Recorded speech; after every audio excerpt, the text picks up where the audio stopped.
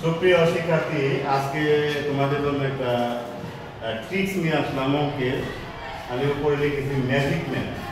হ্যাঁ, তো এখানে একটা সংখ্যার বর্গ, যেমন 15-15, 25-25, 35-35, 45-45, এইগুলো আমরা গুণ করে বের করতে পারবো। কিন্তু আমি আমার একটা ট্রিক্স শেখাবো যেটা তুমি সহজেই বের করতে পারবে, কোনো ক্যালকুলেটর লাগবে না, তুমি নিজেই বের করতে পারবে। একটু চিন্তা করলেই হবে। তো বর্গ যেহেতু বলছি, বর্গ কাকে বলে আমি বলি, একটা সংখ্যাকে ওই সংখ্যা দিয়ে গুণ করলে যে সংখ্যা পাওয়া যায় তাকে ওই সংখ্যার বর্গ বলে, বর্গ সংখ্যা বলে। যেমন আমি যদি একটু 3-এর বর্গ করি, তাহলে 3 দিয়ে গুণ করতে হবে, 3 দিয়ে গুণ হবে। তো আমাদের অঙ্ক করার ক্ষেত্রে অনেক সময় এই ধরনের সংখ্যা চলে আসে। এখন সবচেয়ে বড় কথা কি, আবার বলতে পারো যে তাহলে 14-14 না, আমি এখানে একটা শর্ত আছে যে প্রত্যেকটা শেষে 5 থাকতে হবে এবং 2 অঙ্কের থাকতে হবে। 15-15, 25-25, এখানে 34-34 বললে ওটা আবার আলাদা টিপস। কিন্তু এই ক্ষেত্রে যে বর্গের নিয়মটা হবে সেটা আমি তোমাদের দেখাবো, তোমরা একটু মনোযোগ দিয়ে দেখলে তোমরা একটু শিখতে পারবে। তো এখন আমি এগুলা যেগুলো একটা দেখাই আগে প্রথমে, এগুলা যেমন 25, আমরা 25-এর যদি বর্গ করি, 25-কে 25 দিয়ে গুণ করলে কত হবে? প্রত্যেকটা শেষে একটা কমন জিনিস হবে, সেটা হলো 5 আর 5 গুণ করলে কত হয়? 25, শেষে 25 হবে। প্রত্যেকটা শেষেই হলো 25 হবে। 25 আমি লিখে দিলাম, কয়েকটা শেষে আমি 25 লিখে দিলাম। এখন আমাদের প্রশ্ন হবে যে এখানে সামনে তাহলে আমাদের কোন সংখ্যাটা বসবে। এখানে দেখতে হবে যে এই যে প্রথম অঙ্কটা হলো 2, এটাকে করতে হবে।